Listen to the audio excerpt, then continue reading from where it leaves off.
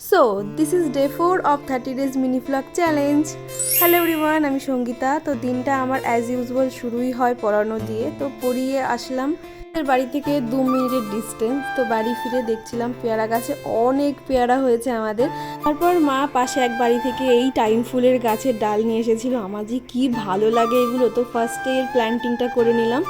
আমার বাড়িতে এই টাইম ফুলের চারা আগে অনেক ছিল, এখন একটু কম, কারণ এখন অতটা প্ল্যান্টিং করতাম না। বাট এইবার আমি অনেকগুলো কালেকশন করেছি।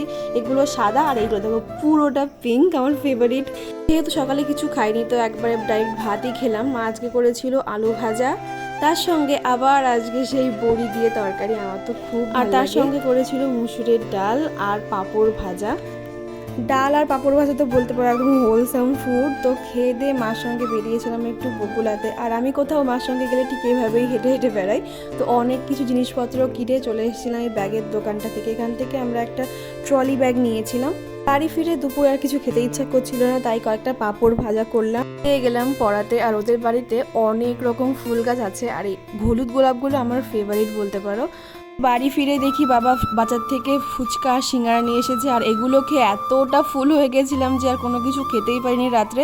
তো আজকে ভিডিওটা এখানেই শেষ করছি। তো টাটা।